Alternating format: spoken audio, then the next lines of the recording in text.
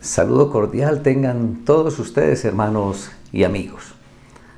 Todos y cada uno de nosotros tenemos sueños, tenemos objetivos y deseos los cuales quisiéramos alcanzar, pero también tenemos cosas, proyectos o afectos que quisiéramos obtener o quisiéramos conservar en caso de tenerlos. Todos estos sueños y deseos a menudo necesitan una gran inversión de tiempo y de recursos, incluso pues no siempre se consiguen. Y a veces vemos cómo otras personas sí obtienen lo que nosotros quisiéramos lograr. O bien nos entra como el miedo, ese temor que nos quiten lo que hemos logrado o lo que tenemos. Esto puede llevar a despertar emociones desagradables y molestas que, aunque siendo naturales, si no se manejan de una manera adecuada, llevan a comportamientos negativos y comportamientos destructivos. Estamos hablando entonces de la envidia y de los celos. En ambos casos estamos ante emociones nada placenteras y relacionadas con la idea de posesión, siendo semejantes entre sí e incluso confundidas con frecuencia por gran parte de la población, es decir, por todos nosotros. Pero cuando hablamos de la envidia y de los celos no estamos hablando de sinónimos, sino que estamos ante conceptos distintos. Se conoce como envidia el sentimiento caracterizado por una fuerte sensación de malestar, de dolor, ante la existencia o consecución por parte de otra persona de un objetivo, característica o bien que uno quiere para uno mismo, independientemente si la otra persona se esforzó para lograrlo o no, teniendo como resultado de la envidia entonces la rabia, teniendo como resultado la amargura y la tristeza. En lo que respecta a los celos, nos referimos con este nombre a la sensación de malestar, angustia y preocupación dirigida hacia la posibilidad de perder a manos de otra persona algo que para nosotros es valioso y que consideramos como propio. Podemos hablar de la existencia de celos hacia diversos tipos de elementos, como por ejemplo los llamados celos profesionales. Pero creo que en el ámbito que más suelen observarse los celos es en el ámbito de las relaciones interpersonales, en especial las relaciones de pareja. Pero también suele darse celos, y creo que todos los hemos experimentado, celos en la familia, celos con amigos, celos con hermanos, celos con muchas otras personas. Y aunque cierto nivel de celos podríamos decir que puede ser natural, por lo general su existencia habla de inseguridad y es posible que exista también algunos sentimientos de inferioridad hacia aquel que ha conseguido el objetivo de deseo. Celos entonces. Y el Señor en esta ocasión nos regala precisamente un caso de celos que originó consecuencias muy negativas, como de hecho se presentan cuando se dan los celos, y que estos entonces solo dejan problemas, angustias y sinsabores. Los invito, hermanos y amigos, para que vamos al primer libro de Samuel. Nos ubicamos en el capítulo 18 y nos vamos a ubicar en los versículos 7 al 9. Y dice la palabra del Señor, la leo en el nombre del Padre, del Hijo y del Espíritu Santo. Amén.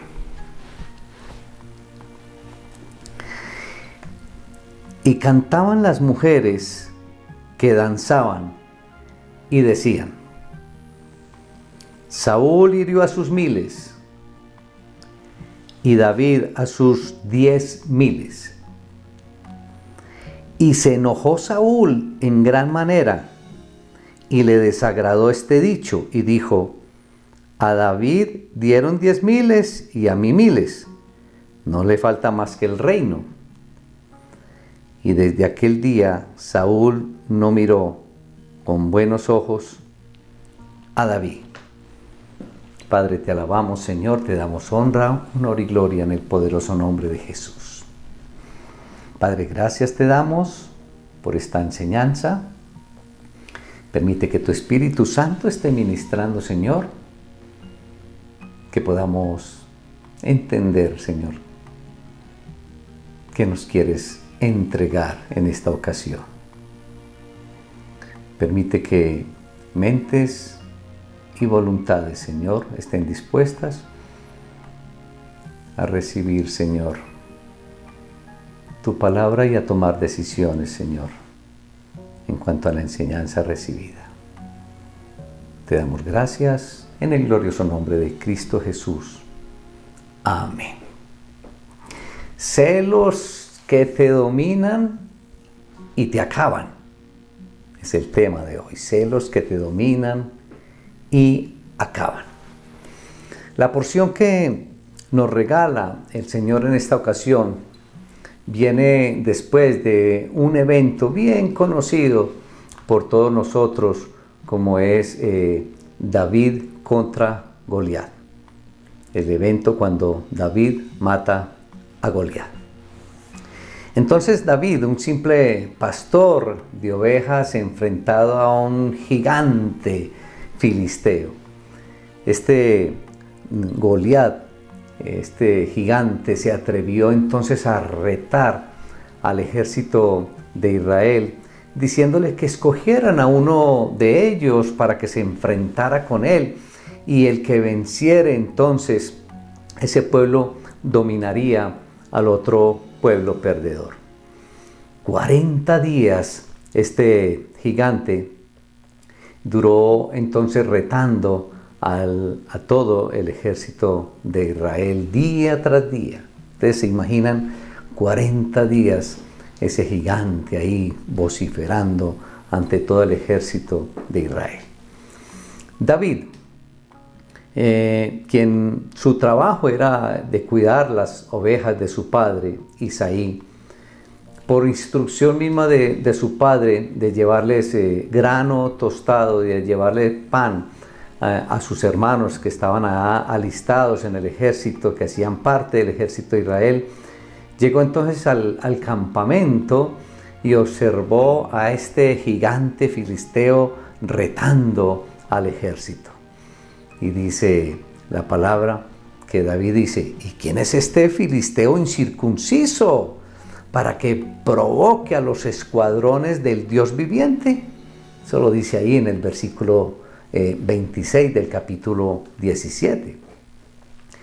E incluso fue David quien le dijo al rey Saúl: tu siervo irá y peleará contra este filisteo. Fue el mismo David quien se insinuó para ir a pelear con este gigante. Y todos pues ya sabemos el final de la historia, que David termina con la cabeza de este gigante en su mano, que David mata a Goliat. Y el rey Saúl tenía un hijo de nombre Jonatán. Y después de esta gran victoria, David y Jonatán, el hijo del rey, se volvieron entonces grandes amigos. Ahí inició entonces una gran amistad entre estos dos personajes. Esta sección de Primera de Samuel, capítulo 18, aunque nos muestra la relación entre David y Saúl, creo que se concentra más en el hijo del rey Jonatán que en el mismo Saúl. Vemos entonces en esta ocasión al escritor bíblico con un, digamos, propósito especial de describir esta amistad de una manera profunda.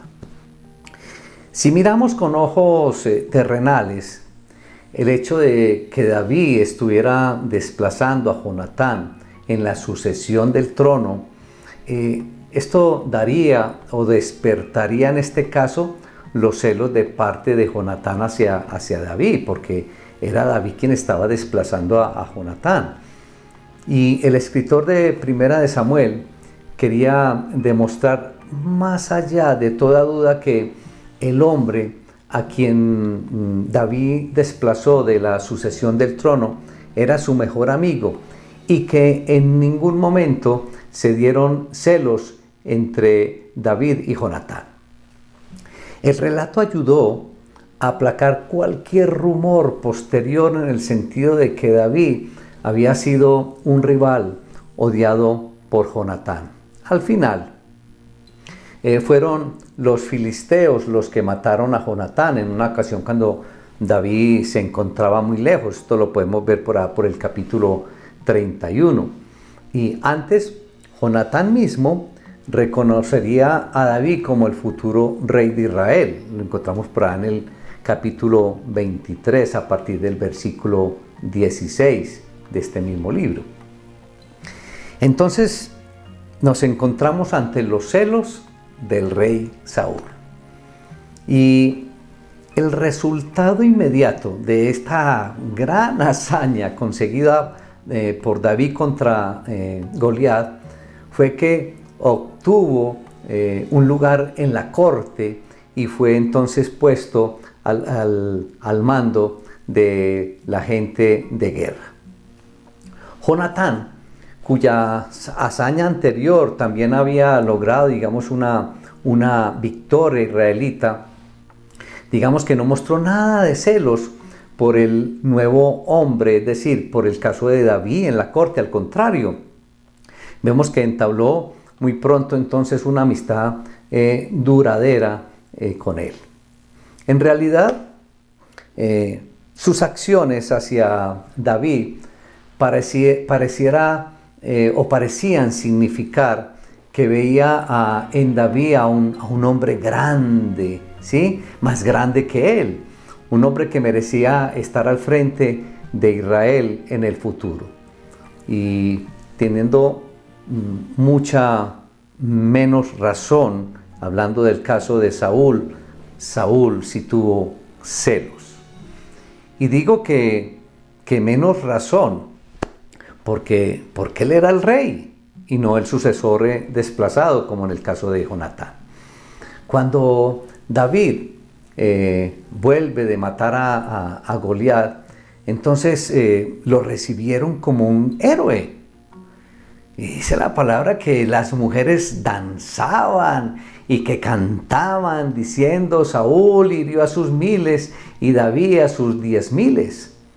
Y entonces, claro, Saúl se enoja mucho, hermanos, y estas palabras lo exaltan bastante, y estas palabras le desagradan en gran manera. Pues incluso el mismo Saúl decía: bueno, a David le dan 10,000 y a mí 1,000, no falta sino que le den el reino. Y desde aquel día Saúl no miró con buenos ojos a David. Saúl se llenó de celos contra David. Ese canto popular de todas estas mujeres que danzaban hizo enojar muchísimo a Saúl. Pero digamos que ese canto nunca tuvo la intención de presentar al rey como inferior a David. Las cantidades, digamos que no pretendían de alguna manera ser exactas. Más bien se nota enseguida que por las victorias y la popularidad de David podía, si quería, llegar a ser un rival de Saúl. Y digamos que los temores de Saúl eran infundados y de alguna manera no irracionales, ¿cierto? Y a partir del versículo 10 vemos entonces a Saúl que intenta dar muerte a David.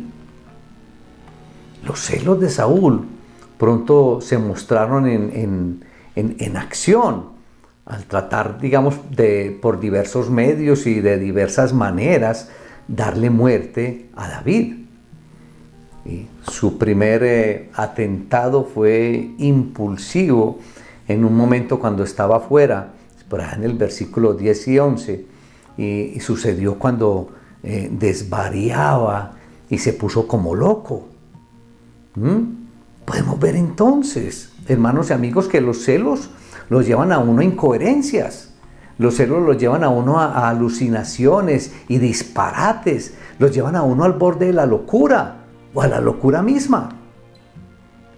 Saúl vivió todo esto. Tremendo, hermanos. Es bien interesante la razón por la cual el rey Saúl le tenía temor a David. La encontramos en el versículo 12. Por cuanto Jehová estaba con él. Y por esta razón consideraba que David tenía éxito en todo lo que emprendía. Pero aún consciente, aún el rey Saúl, consciente de la mano de Dios en David, creía que podía darle fin a todo esto. Se creía con poder de desbaratar los planes de Dios.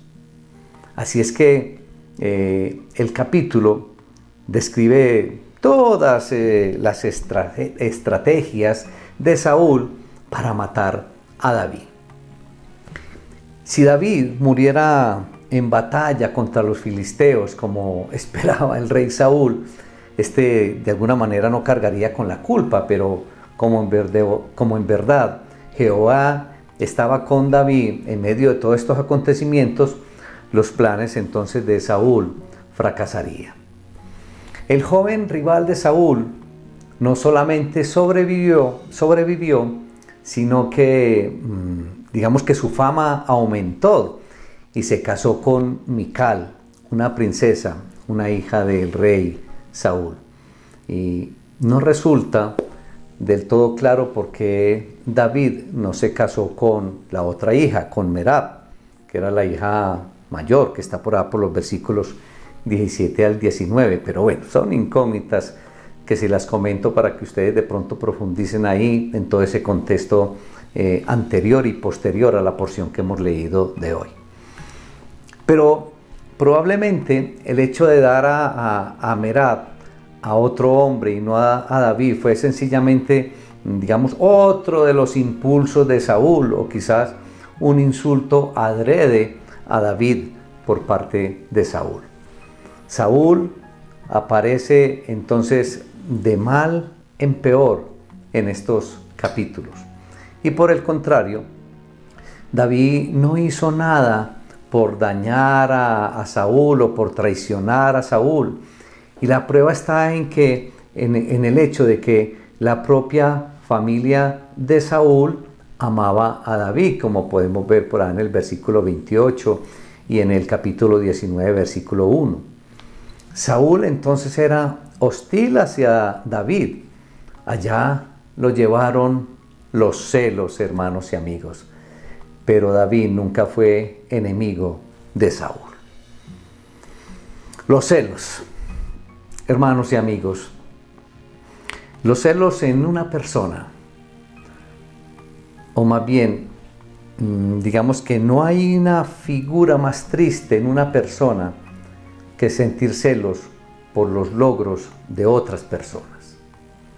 La persona con celos siempre va a estar dominada por sospechas a los demás, por el miedo, y es inevitable que en su propia vida viva consecuencias de estas actitudes, o las viva en su familia, en su trabajo, en los diferentes grupos a los que pertenece. Por tanto, puede darse también en las iglesias o en los ministerios a los que pertenece. La derrota de Goliat fue una gran victoria para los israelitas, y este cántico de las mujeres no hacía más que proclamar lo que era evidente a los ojos de todo el pueblo. Y paralizado por la indecisión y el temor derivado de los celos, el rey Saúl no proveyó la dirección clara y decisiva que sus hombres necesitaban en ese momento. Y fue el joven entonces pastor de Belén que desplegó una actitud de coraje y una actitud de valentía. Pero observen, hermanos y amigos, que en ningún momento David hizo alardes de sus proezas, nunca hizo alardes de su victoria. El pueblo fue el que proclamó la grandeza de David. Y aún mientras la gente festejaba, sin embargo, el corazón del rey se llenó de ira. Y las Sagradas Escrituras nos hacen partícipes de una decisión nacida de esta experiencia. Desde aquel día, Saúl no miró con buenos ojos a David. Y encontramos en esta frase, digamos que la clave del problema, mis hermanos. Una vez, y te estoy hablando a ti, hermano y amigo, una vez que usted haya permitido que los celos y la envidia se apoderen de su corazón, siempre verá negativamente el trabajo de los que están a su alrededor. Eso es innegable. Su juicio estará permanentemente opacado y la manera de ver las diferentes situaciones también lo estarán por la amargura que hay en su corazón a causa de los celos. En estas condiciones, gran parte de su tiempo estará enfocado en buscar entonces la manera de descalificar la vida de los demás. Estará enfocado en ver siempre lo malo en los demás. Cuando usted, hermano y amigo, permita que los celos dominen su corazón, verá toda acción de su familia, de sus amigos, de sus compañeros, de sus vecinos, como una amenaza para su propia posición. De hecho, digamos que esto podría ser el resumen del resto de la vida del rey Saúl, quien se dedicó con fanatismo a intentar acabar la vida de nuestro amigo David. Entonces, puede nacer en usted, hermano y amigo, el fanatismo que lo puede llevar a querer matar y aún llegar a matar. Ese, en la reacción suya frente al éxito de otras personas, que se ve entonces su verdadera grandeza, hermano y amigo. Una persona madura no tiene temor de ser opacado por el éxito de otro. Y esto aplica en todas las áreas en que nos desenvolvemos, ¿sí? Vuelvo y repito, en la familia, en el estudio, en el trabajo, en las diferentes asociaciones en las que pertenecemos, en la iglesia. Un líder maduro, por ejemplo, no tiene temor a ser opacado por el ministerio o en el ministerio por otro hermano, sino que un líder maduro trabaja para que los demás avancen, para que los demás crezcan y alcancen su máximo potencial en Cristo. Eso hace un verdadero líder maduro. Esto debe ser al igual que un padre de familia. Y los que somos padres vamos a entender con mucha claridad de lo que les voy a hablar. Un padre no tiene mayor alegría que la de ver prosperar a sus hijos en todo lo que hacen. Yo sé que ustedes me comprenden y me entienden y saben de qué estoy hablando, porque eso es lo que uno tiene en el corazón para sus hijos. con un espíritu de una tremenda, profunda generosidad. Los padres invierten en las vidas de sus hijos, los animan y hasta procuran que ellos puedan superarnos a nosotros.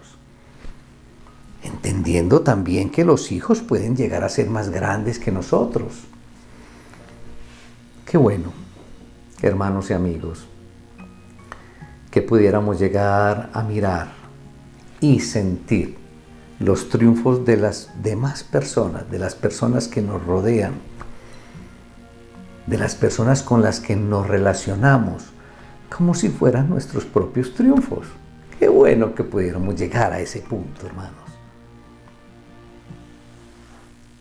Pues los invito para que reflexionemos entonces, para que llevemos a nuestros corazones las siguientes reflexiones. Recordemos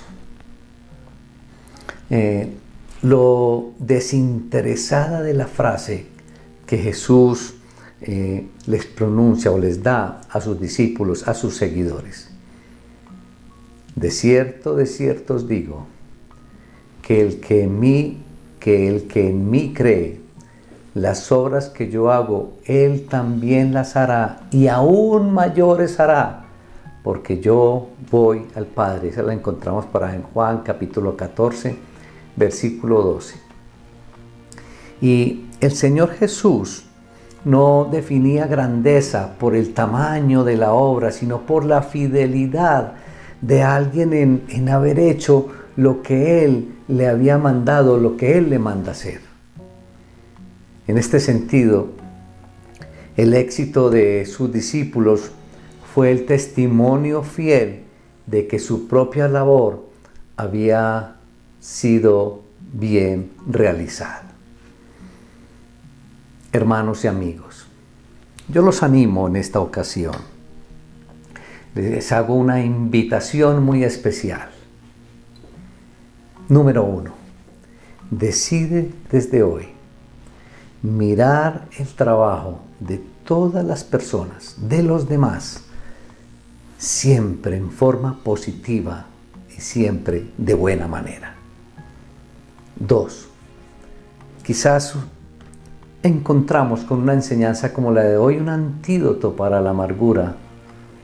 Y este antídoto el de quitarte entonces de encima los celos que tanto nos pesan y tanto daño nos hacen. 3. Yo te animo, hermano y amigo, a que desde hoy basta de descalificar la vida y el trabajo de todos los que te rodean. 4. El triunfo de los que te rodean, entiende, hermano y amigo, que no es una amenaza para ti. Por el contrario, esto te traerá beneficios. Nos traerán beneficios a todos. Y 5, cuida tu corazón de los celos. Ya sabes a dónde te pueden llevar. Padre, te alabamos, Señor. Te damos honra, honor y gloria en el poderoso nombre de Cristo Jesús. Sí, Padre. Hoy nos has mostrado con claridad, Señor, lo que pueden hacer los celos en nuestras vidas. ¿A dónde nos pueden llevar estos celos? En el nombre poderoso de Jesús y con el poder del Espíritu Santo, te damos gracias por esta enseñanza. Y te pedimos que con el poder del Espíritu Santo nos ayudes a todos nosotros, Señor, a despojarnos de esos celos malucos que todos tenemos en nuestras vidas. Y que nos permitas entonces mirar a los demás con los ojos de Jesús. Alegrarnos por los triunfos de todas las otras personas y a mirar todas sus vidas, de todas las personas que nos rodean, de manera positiva. Te damos gracias en el poderoso nombre de Cristo Jesús. Amén y amén. Hermanos y amigos, pido al Señor que los bendiga ricamente.